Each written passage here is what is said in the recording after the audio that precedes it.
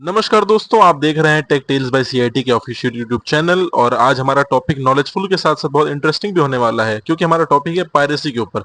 आप लोग में से कईयों ने इसके बारे में सुन रखा होगा, तो आज हम इसी को थोड़ा डिटेल में डिस्कस करेंगे। साथ ही साथ ये डिस्कस करेंगे कि लाइसेंस्ड, ओपन सोर्स और पायरेटेड सॉफ्टवेयर होते क्या हैं। तो शुरू करने से पहले, जो आप लोग में से नए हैं, इस चैनल को प्लीज सब्सक्राइब कर लीजिएगा और अपने दोस्तों में ये शेयर करके उन्हें सब्सक्राइब करवाइए, जिससे कि उन्हें घर बैठे बैठे इसके बारे में नॉलेज मिलती रहे।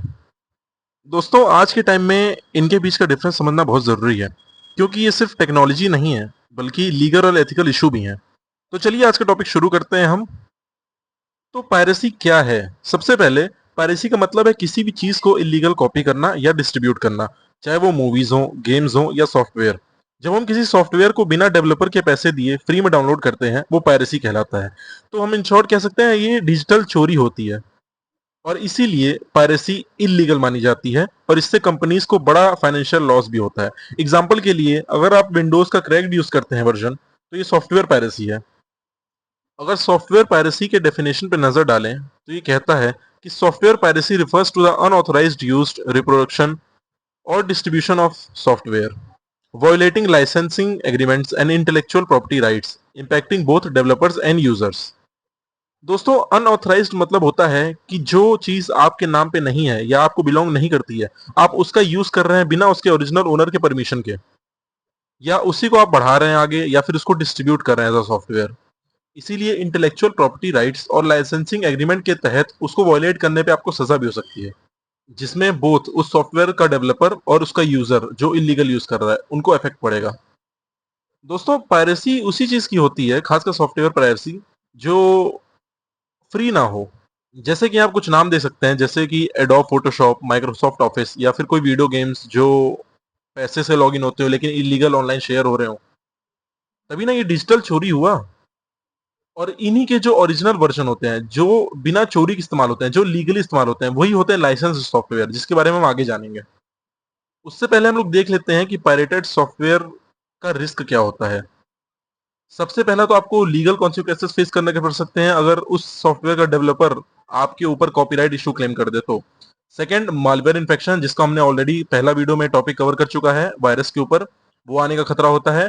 अगर आप पायरेटेड वर्जन यूज कर रहे हैं तो उसमें कभी अपडेट नहीं आएगा, और उसमें फंक्शनैलिटी बहुत लिमिटेड हो जाएगी, क्योंकि समय समय पर आप उसको अपडेट नहीं कर सकते हैं, जिसमें आपकी बोथ सिक्योरिटी और प्रोडक्टिविटी दोनों कॉम्प्रोमाइज करनी पड़ेगी।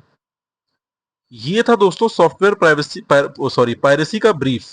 और इसको आप इजीली समझना चाहें तो आपने ये, अगर आप थिएटर गए हो या तो कहीं मूवी स्टार्ट होने से पहले आपने ये पोस्टर जरूर देखा होगा। अब जैसे सॉफ्टवेयर की चोरी को सॉफ्टवेयर पायरेसी कहते हैं, गेम की चोरी को गेम पायरेसी कहते हैं, वैसे ही मूवी की चोरी को मूवी पायरेसी कहते हैं। और इसके बारे में मुझे नहीं लगता आपको बताने की कोई जरूरत होगी, क्योंकि ये चीज मूवी पायरेसी बहुत ही प्रचलित है। लोग टोरेंट वेबसाइट्स अलग अलग जरिए से ओटीटी में आने से पहले ही मूवीज देख लेते हैं, उसे डाउनलोड कर लेते हैं, और इसी वजह से समय समय पे मूवी थिएटर में मूवी रिकॉर्ड करने वालों को आप सुनते होंगे कि सजा हो गई और बहुत भारी जुर्माना होता है। तो अभी तक जो आपने जाना वो था पायरेसी। अब हम जानते हैं कि उसका लीगल वर्जन यानी लाइसेंस सॉफ्टवेयर क्या होता है, जिसकी पायरेसी बनती है। तो क्या है लाइसेंस सॉफ्टवेयर? लाइसेंस सॉफ्टवेयर वो सॉफ्टवेयर हैं जो आप लीगली खरीदते हो या सब्सक्रिप्शन पे यूज करते हो। जब आप लाइसेंस लेते हो, तो आपकी कंपनी की टर्म्स के हिसाब से उस यूज करना का अधिकार मिलता है। जैसे माइक्रोसॉफ्ट ऑफिस, एडोब फोटोशॉप, ये सब लाइसेंस सॉफ्टवेयर हैं।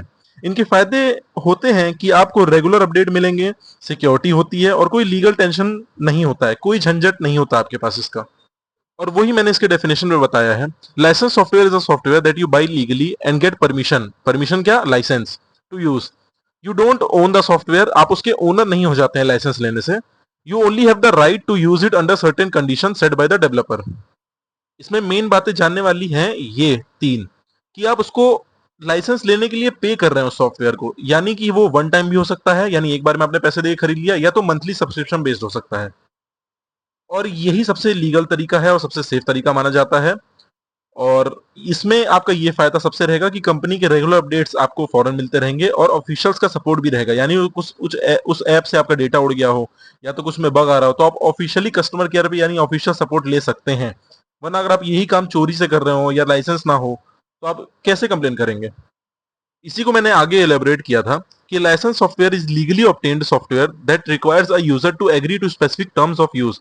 Types include proprietorship, open source and subscription based licenses. Open source हम आगे जानेंगे क्या होता है, उसके फायदे क्या होते हैं ये हम जानते हैं. लीगल प्रोटेक्शन मिलता है, सपोर्ट और अपडेट क्वाइट ऑफन मिलते रहते हैं, सिक्योरिटी फीचर हाई नॉच होती है, और सॉफ्टवेयर क्वालिटी और फंक्शनैलिटी आपको अश्योर्ड मिल जाती है.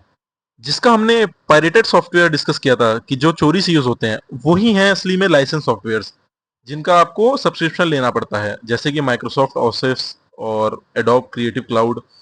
कोई भी बहुत एंटीवायरस प्रोग्राम भी आते हैं जो आपको परचेज करने पड़ते हैं, कोई फ्री नहीं आता, वो भी लाइसेंस सॉफ्टवेयर के तहत आप उसको काउंट कर सकते हैं. अब हम जानेंगे एक और इम्पोर्टेंट सॉफ्टवेयर टाइप जो है ओपन सोर्स सॉफ्टवेयर. इससे पहले आपको मैं फिर याद दिला दूं कि अगर आपने सब्सक्राइब नहीं किया हमारे चैनल को, जरूर सब्सक्राइब करें और अपने दोस्तों को भी फॉरवर्ड करें, जिससे कि हम ज्यादा लोग तक रीच बढ़ा सकें. आइए अब टॉपिक पे बढ़ते हैं. अब बात करते हैं ओपन सोर्स सॉफ्टवेयर की. ये होता क्या है? ये वो सॉफ्टवेयर है जिसका सोर्स कोड ओपन होता है, मतलब कोई भी देख सकता है, मॉडिफाई कर सकता है और डिस्ट्रीब्यूट कर सकता है. इसका सबसे बड़ा एग्जांपल है लिनक्स ऑपरेटिंग सिस्टम या फिर लिब्रे ऑफिस. ओपन सोर्स का मतलब ये नहीं है कि सब फ्री ही होगा, लेकिन मोस्टली ये फ्री होता है और कम्युनिटी ड्रिवन होता है. ओपन सोर्स सॉफ्टवेयर यानी ओपन सोर्स आप ये समझिए कि वो programming, human readable programming language जिसको हम पढ़ के देख सकते हैं कि एक सॉफ्टवेयर काम कैसे कर रहा है स्टेप बाय स्टेप. पहले इसकी शॉर्ट समरी देख लेते हैं कि open source software is a type of software whose source code is freely available to everyone. इसका मतलब क्या है कि कोई भी उसको देख सकता है काम कैसे कर रहा है, सबके लिए वो फ्री होता है, और कोई भी उसको मॉडिफाई या फिर दूसरों से शेयर कर सकता है. जो चीज हमें पायरेटेड या पायरेसी का डेफिनेशन बताती है कि हम किसी को भी शेयर करते हैं अगर इलीगली, तो वो पायरेसी हो गई. लेकिन वही चीज अगर आपको ओपन सोर्स यानी फ्री है, तो वो पायरेसी नहीं कहलाएगी. इसमें आप पायरेसी का टॉपिक लाके भटकिएगा मत, क्योंकि ये चीज लीगल है, क्योंकि ये ओपन सोर्स है यानी कि फ्री है. और यही चीज अगर आप लाइसेंस सॉफ्टवेयर के साथ करते हैं तो वो हो जाती पायरेसी. कुछ जाने माने सॉफ्टवेयर एग्जांपल है इसके, जैसे लिनक्स, वीएलसी मीडिया प्लेयर में आपने बहुत मूवी देखी होगी, और लिब्रे ऑफिस. संक्षेप में बोले तो ओपन सोर्स सॉफ्टवेयर यानी देखने, चेंज करने और शेयर करने के लिए फ्री हो. जो कोई कंफ्यूजन ना रहे आप लोग के बीच, इसलिए इसको फिर से बोल देते हैं कि ओपन सोर्स सॉफ्टवेयर यानी कि वो सॉफ्टवेयर जिसका सोर्स कोड यानी जो उसका ओरिजिनल प्रोग्रामिंग कोड है सबके लिए फ्रीली अवेलेबल होगा. मतलब कोई भी डेवलपर यूज कर उस कोड को देख सकता है, मॉडिफाई कर सकता है, और अपने हिसाब से इंप्रूवमेंट करके दोबारा डिस्ट्रीब्यूट भी कर सकता है. ओपन सोर्स का एक सबसे बड़ा बेनिफिट है ट्रांसपेरेंसी, क्योंकि सोर्स कोड पब्लिक है, कोई भी चेक कर सकता है कि इस सॉफ्टवेयर में कोई हिडन मालवेयर या स्पाइंग फंक्शन तो नहीं है. मालवेयर यानी कि वायरस. अब आप सोच रहे होंगे ओपन सोर्स का मतलब हमेशा फ्री होता है. मोस्टली हाँ, लेकिन हमेशा नहीं. कोई कंपनीज ओपन सोर्स सॉफ्टवेयर को फ्रीली रिलीज करती है, लेकिन अगर आपको प्रोफेशनल सपोर्ट, प्रीमियम फीचर्स या एंटरप्राइज लेवल यूज चाहिए तो पेड वर्जन भी होता है. और सबसे इंटरेस्टिंग बात यह है कि दुनिया के सबसे बड़े टेक जाइंट्स जैसे गूगल, माइक्रोसॉफ्ट और आईबीएम भी ओपन सोर्स प्रोजेक्ट को सपोर्ट करते हैं. ओपन सोर्स का एक और बेनिफिट है कॉस्ट इफेक्टिवनेस, जिससे कि छोटे बिजनेसेस और स्टूडेंट्स के लिए ये बेस्ट ऑप्शन है, क्योंकि आपको लाइसेंस के पैसे नहीं देने पड़ते. लेकिन हर सिक्के के जैसे दो पहलू होते हैं, वैसे ही इसमें एक चैलेंज भी है, यानी कि एक नुकसान भी है, कि ओपन सोर्स में सपोर्ट और अपडेट्स के लिए कभी कभी कम्युनिटी कम्युनिटी पे डिपेंड करना पड़ता है. मतलब अगर आपको कोई प्रॉब्लम आई तो आपको फोरम या गिटहब पर अपनी हेल्प ढूंढनी पड़ेगी. ये सब वो ऑफिशियल साइट्स हैं जहां पे लोग अपने क्वेरीज क्लियर करने के लिए आते हैं, जो हमेशा क्विक नहीं होती, आपको वेट करना पड़ेगा अपने डाउट्स के लिए. लेकिन ओवरऑल ओपन सोर्स एक रेवोल्यूशन है फ्री लर्निंग, कस्टमाइजेशन और कम्युनिटी कोलैबोरेशन के लिए. अगर इसके डेफिनेशन पे नजर डालें तो open source software refers to programs whose source code is made freely available for modification, redistribution and use, fostering collaboration among developers and users. जैसा कि हमने बताया था आपको कि जिसका सोर्स कोड, अब मैं उम्मीद कर सकता हूँ कि आपको इसमें कोई कंफ्यूजन नहीं होगी. इसका फायदा भी अब आप जान चुके हैं कि ये ओपन सोर्स आपकी कॉस्ट सेविंग में मदद करता है, सिक्योरिटी, फ्लेक्सिबिलिटी, मॉडिफिकेशन सब आपको मिलता है साथ में बिना पैसे दिए, और एक स्ट्रॉन्ग कम्युनिटी सपोर्ट का नेटवर्क बना रहता है, जिससे कि स्टूडेंट्स या तो जो इनोवेटर्स हैं उनको बहुत एम्पावरमेंट मिलती है, मदद मिलती है. अगर आप ओपन सोर्स लाइसेंस की बात करें तो वो आप जैसे गिन सकते हैं इसमें जीएनयू और GPL, MIT license, Apache license, ये सब डिफरेंट लेवल ऑफ फ्रीडम और रेस्ट्रिक्शन प्रोवाइड करती हैं कि आप उनके सॉफ्टवेयर को कितने हद तक यूज कर सकते हो या फिर कितना उसका इस्तेमाल कर सकते हो। तो इतना कुछ जानने के बाद एक जिम्मेदार नागरिक और एक होनहार छात्र होने के नाते आपकी जिम्मेदारियां क्या बनती हैं? आपको क्या करना चाहिए? क्या आप पायरेटेड वर्जन यूज करेंगे?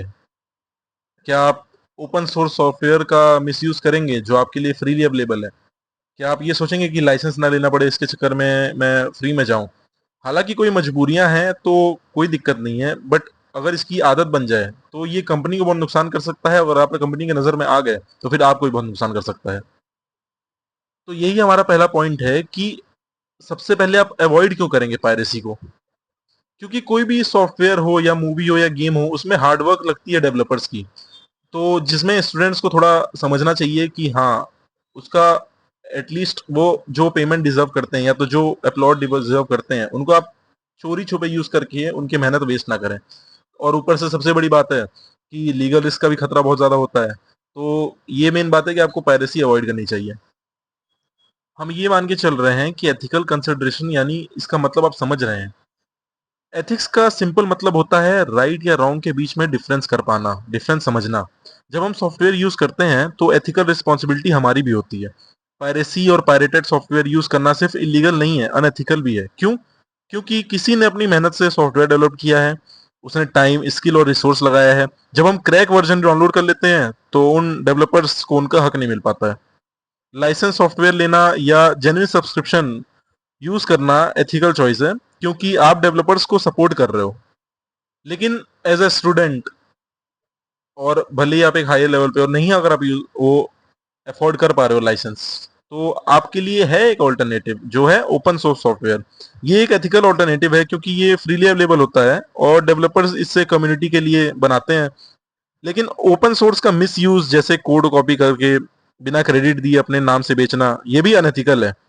सोच के देखो, अगर आप खुद एक ऐप बनाते हो और कोई बिना परमिशन के कॉपी करके फ्री में डिस्ट्रीब्यूट करे तो आपको कैसा लगेगा? इसी वजह से एथिक्स जरूरी है। ये स्लाइड ऐड करने की इस टॉपिक में जरूरत थी नहीं, बट आपको थोड़ा आभास हो सके कि पायरेसी कितनी सेंसिटिव चीज है, इसलिए मैंने आपको ये टॉपिक, ये स्लाइड ऐड करके आपको समझाने की कोशिश की है। Students should consider both the ethical and practical implications of their software choices, promoting a mindset of responsibility and respect for intellectual property rights, जो मैंने आपको अच्छे से बता दिया। टेक्नोलॉजी यूज करना स्मार्ट होना चाहिए, पर एथिकल होना भी उससे ज्यादा जरूरी है। जैसे हमें स्कूल में सिखाया जाता था कि होशियार होना चाहिए, बट उसके साथ एक अच्छा इंसान बनना भी बहुत जरूरी है। तो लीगल और एथिकल रहेंगे तो सेफ रहेंगे।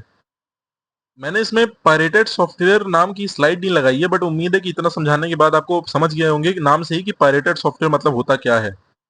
मेरा मतलब था पायरेटेड वर्जन से, कि कोई भी अगर आप नाम सुन रहे हैं कि ये पायरेटेड है, ये क्रैक्ड है, तो आप समझ जाएंगे कि हाँ, ये एक डिजिटल चोरी है।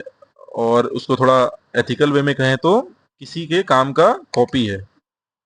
तो आज के इस लेक्चर में हमने सीखा पायरेसी क्या होती है, पायरेटेड वर्जन क्या होते हैं, pirated software, pirated movies, pirated games के बारे में समझा। एथिकल कंसिडरेशन देखा क्यों नहीं करनी चाहिए, ओपन सोर्स सॉफ्टवेयर देखे और लाइसेंस सॉफ्टवेयर देखा, इन दोनों के बीच का डिफरेंस देखा। और इस पूरे का अंजाम निकल के आता है कि पायरेसी इज अ क्राइम। जी हाँ, तो आप स्टूडेंट, आप भविष्य हैं, तो पायरेसी से दूर रहिएगा। अलग अलग वेबसाइट से मूवी डाउनलोड करके देखते होंगे तो कोई बात नहीं, व्यूअर की तरह रहिए, लेकिन थिएटर में जाके मूवी शूट मत करने लगिएगा। तो दोस्तों, उम्मीद है आपको ये वीडियो अच्छा लगा होगा, हेल्पफुल रहा होगा। तो इसी के साथ साथ लाइक बटन दबा दीजिएगा, चैनल को सब्सक्राइब कर दीजिएगा और बेल आइकन जरूर दबाइएगा। और हम मिलते हैं अगली बार कोई नए टेक्स्ट टॉपिक से रिलेटेड। और हाँ, कमेंट्स में जरूर बताइएगा कि आपने कभी पायरेटेड सॉफ्टवेयर यूज किया है कि नहीं, या फिर ओपन सॉफ्टवेयर या फिर ये लाइसेंस सॉफ्टवेयर यूज किया है कि नहीं। नेक्स्ट वीडियो में मिलते हैं, तब तक के लिए स्टे स्मार्ट, स्टे सेफ और टेक का सही तरीके से इस्तेमाल करिए। Thanks for watching.